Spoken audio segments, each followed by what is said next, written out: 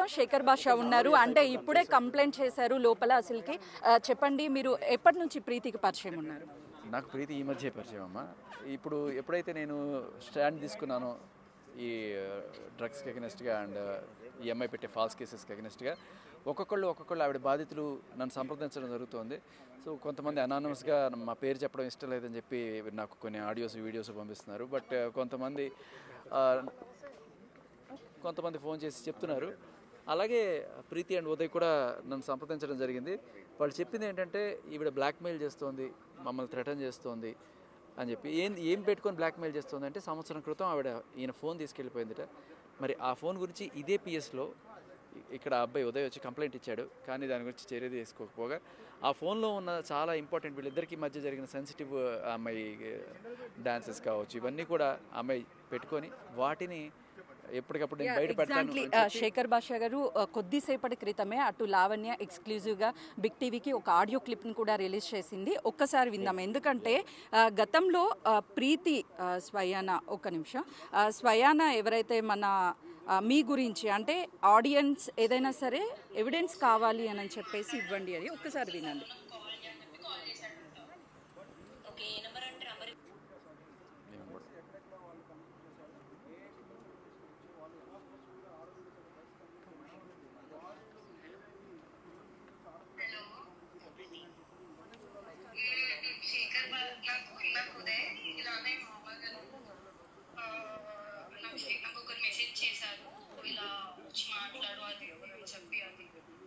ఎవరు మెసేజ్ చేశాడు నీకు, అసలు ఎందుకు ఇందులో ఉన్నావు అని అంటే మెసేజ్ ఓపెన్ చేసి చెప్తుంది, ఉదయ్ ఇది ఫాలో అవ్వట్లేదు అక్క, ఉదయ్ వాడు ఎవడో కూడా తెలియదు బేసిక్ గా. సో చూడగానే అది వీడెందుకు మెసేజ్ చేశాను చూడగానే శేఖర్ ఏ నెంబర్ నుంచి వచ్చింది 9000 ఇన్స్టాగ్రామ్ ఇంట్లో రాదు, ఇన్స్టాగ్రామ్ మెసేజ్ చేసి వాడి ప్రొఫైల్ అంటనా వాడి ప్రొఫైల్ చూసాను అక్క, నా కల్లారా పంపించి ఒకసారి స్క్రీన్ షాట్ నేను ఉదయ్ ఫోన్లో నుంచి స్క్రీన్ రికార్డ్ చేసి నా దాంట్లో పంపించుకొని నీకు పంపిస్తాను. ఓకేనా? ఓకే. ఉదయ్తోనే ఉన్నావా? ఉదయ్తోనే ఉన్నా. ఇందాకే ఉదయ్ ఫాలో అవ్వట్లేదు న్యూస్, వాళ్ళ డాడీ సర్జరీ ఉందని చెప్పాను కదా.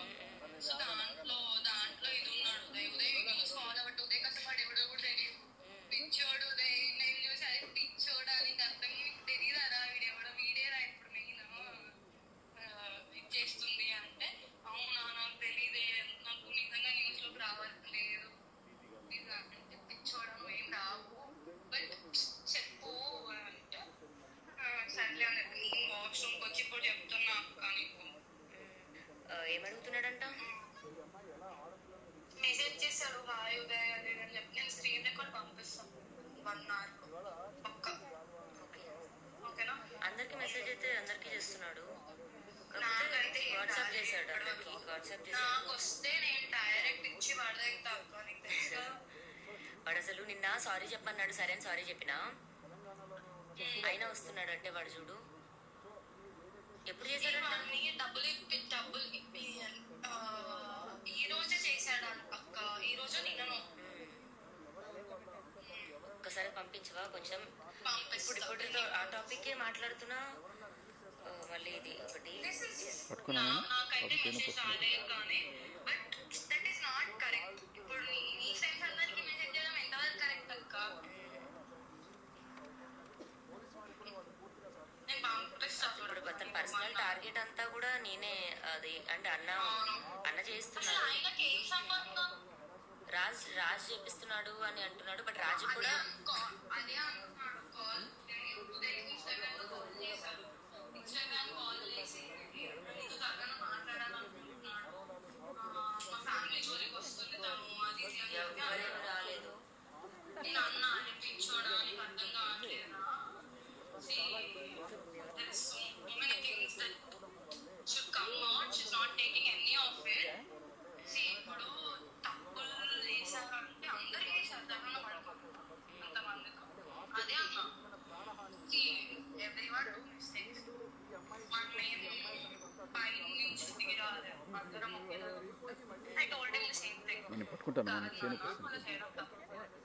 లేదు నాకు పై న్యూస్ లో అది ఇది రావడం మా ఇంట్లో వాళ్ళు చూస్తే అంత సీన్ అవుతుంది అంటే నువ్వేం ఫిక్స్ అయిపోయింది వెళ్ళిపోదామని శేఖర్ భాష దగ్గరికి. ఏసి కాదక్క, ఇప్పుడు నీకు చెప్తే ఇంకా సైకిల్ అని చెప్పి భయపడుతున్నాడు. మళ్ళీ అదేమన్నా న్యూస్ లోకి వెళ్తాదేమో అని చెప్పి పేరు బేసిక్ ఉదయ్ పేరు రావాలని లేదంట.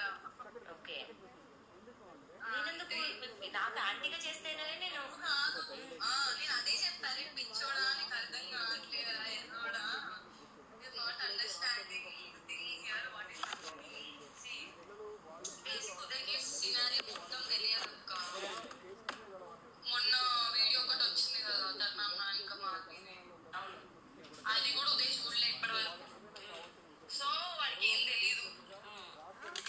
అండ్ ఆయన కూడా ఏం చెప్పాడంటే మేము మాట్లాడుకోవట్లేదు, we are not talking and I don't want to discuss this topic also anyone అని చెప్పి చెప్పాడు. అంటే ఏమని ఆమె గురించి ఏమైనా ఉంటే చెప్పమంటున్నాడా లేకపోతే ఏమని అడుగుతున్నాడంట? ఒకసారి మళ్ళీ ఆయనకి కాల్ చేస్తా అంటే చెప్పు. ఇక్కడ ఉదయ్ నేనైతే ట్రబుల్ చేయాలనుకోలేదు. ఎగ్జాక్ట్లీ. శేఖర్ భాష గారు చెప్పండి, అంటే ఈ ఆడియో క్లిప్లో ఉన్నటువంటి వాళ్ళు అటు ప్రీతి లావణ్యనేనా లేకపోతే ఇది ఫేక్ ఆడియోనా? అనిపిస్తుంది నాకు ప్రీతినే అనిపిస్తుంది, దాంట్లో డౌట్ లేదు, ప్రీతి అనే అనిపిస్తుంది. అండ్ వాళ్ళు ఉదయ్ గురించి మాట్లాడుతున్నారు అండ్ మధ్యలో నా గురించి కూడా మాట్లాడుతున్నారు. నాకు చాలా లీడ్స్ వచ్చాయి.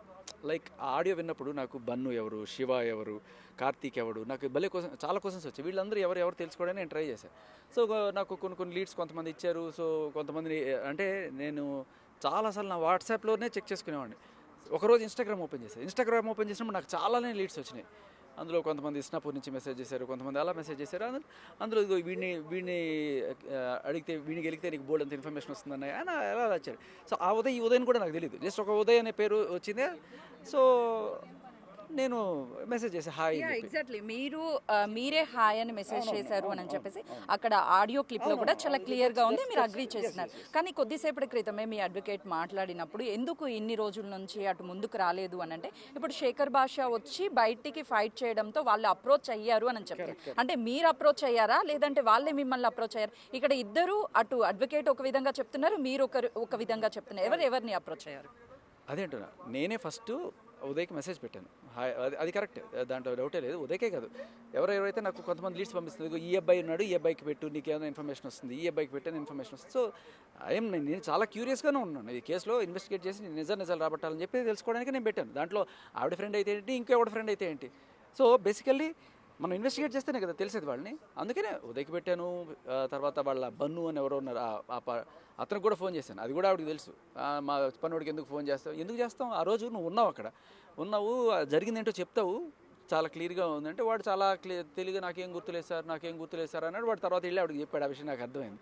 అంత క్లియర్గా వినిపించాను కూడా, అరే జరిగింది అక్కడ బన్ను అంటే నువ్వే కదా బన్ను అంటే నేనే, సరే చెప్పలేదు. కొంతమంది ఓపెన్ అయ్యారు. అయితే ఉదయ్కి మెసేజ్ చేసినప్పుడు కూడా ఉదయ్ పెద్ద రెస్పాండ్ అవ్వాల.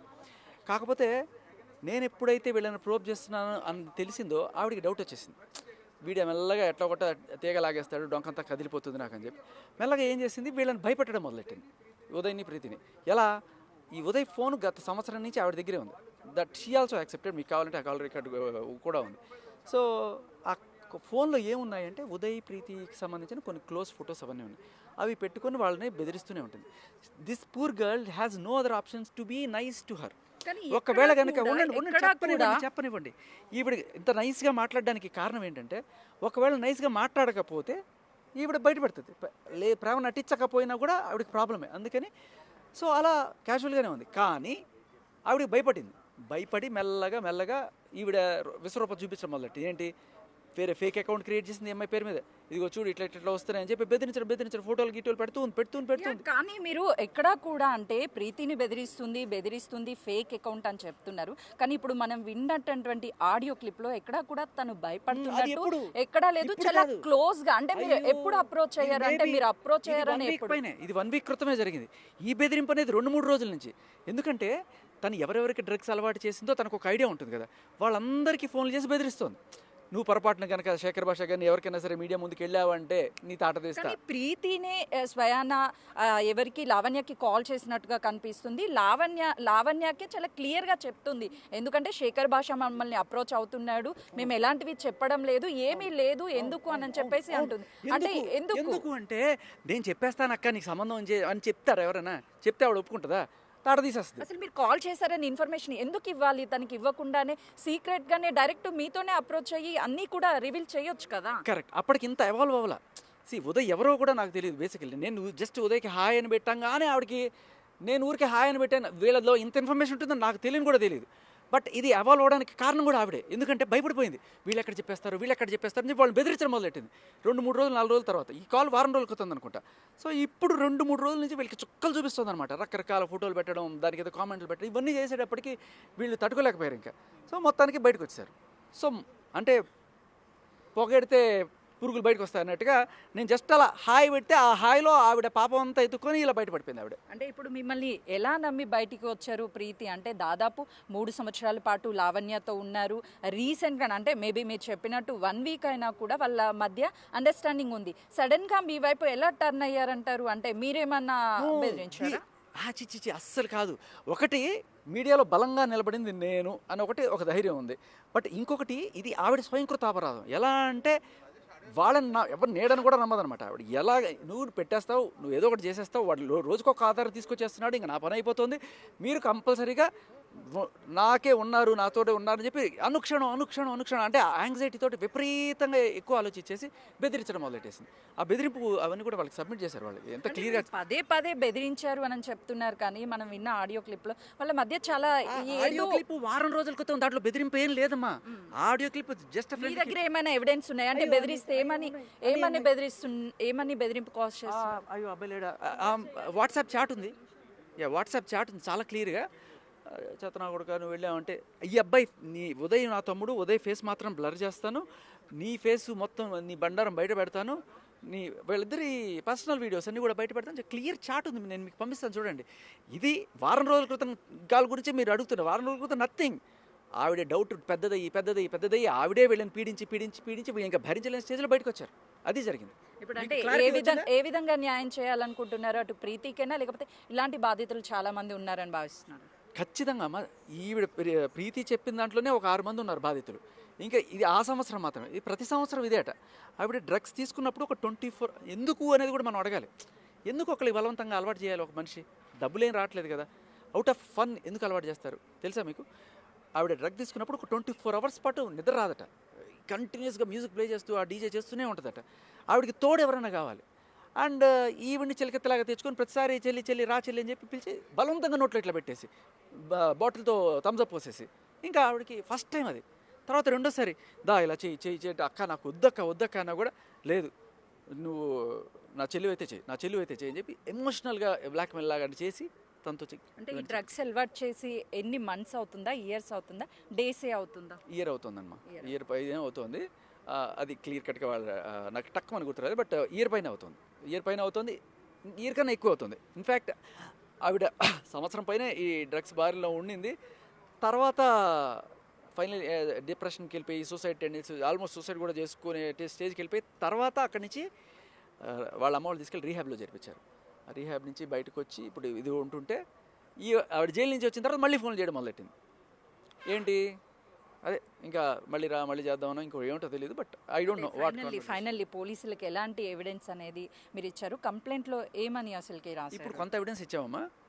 వాళ్ళు అంటే ఈఎంఐకి సంబంధించిన రీహాబిటేషన్కి చేరినవి ఇంకా మిగతావన్నీ కూడా అది త్వరలో సబ్మిట్ చేస్తారు. 3 days టైం ఇచ్చారు. ఈ 3 daysలో మనం సబ్మిట్ చేయాలి. అండ్ మీరు గమనిస్తే, మీరు నన్ను అడగనే కదా, మీరు చెప్పండి, నేను మిమ్మల్ని అడుగుతాను, మీరు చెప్పండి, అటు పెట్టండి మైక్, మీరు చెప్పండి. ఆవిడ ఇప్పటిదాకా బెదిరిస్తోంది అన్న మాటలో వాస్తవం ఉందా లేదా అనేది కరెక్ట్గా మేము అక్కడికి వెళ్ళి కూర్చున్నప్పుడు మీడియాలో టక్కుమని ఏవో హల్చల్ చేసే ఫొటోస్, అవి ఎవరమ్మా? ఎవరి ఫొటోస్ హల్చల్ చేశారు? మీరు చూశారు కాబట్టి మీరు చెప్పాలి. ఇప్పుడు నేను ఆ ఫొటోస్ ఏంటి అనేది చూడలేదు. మీరు చూసారమ్మా? ఈ మీడియా నాటకాలు నా దగ్గర వద్దు ప్లీజ్. మీరు చెప్పండి ఎవరి ఫొటోస్ అనేది మీరు చెప్తే దాన్ని బట్టి మేము ఎగ్జాక్ట్లీ అంటే మీరే ఫొటోస్. ప్రీతి ఫొటోస్ మీరు చూసారా లేదా? ప్రీతి ఏం ఫొటోస్ దేనికి సంబంధించి అంటే ప్రీతి పర్సనల్ ఫొటోస్. ప్రీతి ఈ 2 రోజుల నుంచి ఏదైతే బెదిరిస్తోందో అది నిజం చేసింది ఆవిడ. ఇది మీకు తెలుసని నాకు తెలుసు, చాలా హంబుల్గా నటిస్తున్నారన్న కూడా నాకు తెలుసు. ఇలా బాగాలేదు, నేచురల్గా నిజంగా ఆనెస్ట్గా ఉండండి, అంతే నేను అడిగేది. Okay, thank you. అయితే చూస్తున్నాం కదా, ఏదైతే ప్రీతికి సంబంధించినటువంటి అటు ఫొటోస్ని సోషల్ మీడియాలో రిలీజ్ చేశారు, దాంతోపాటు ప్రీతికి సంబంధించినటువంటి పర్సనల్కి సంబంధించినటువంటి కెరియర్ అంతా కూడా అటు లావణ్య మొదటి నుంచి డ్రగ్స్ తీసుకోవాలి అని చెప్పేసి తనని ఫోర్స్ఫుల్గా డ్రగ్స్కి అనేది అడిక్ట్ చేశారు అని చెప్తున్నారు. ప్రస్తుతం అయితే మాత్రము నర్సింగ్ పోలీస్ స్టేషన్లో కొన్ని ఎవిడెన్స్ని సమర్పించాము, తర్వాత 3 రోజుల తర్వాత పూర్తి ఎవిడెన్స్ని కూడా మేము సబ్మిట్ చేస్తాము అని చెప్పేసి భాష చెప్తున్నటువంటి పరిస్థితి ఉంది. కెమెరామెన్ హరితో సుజాత, నార్సింగ్.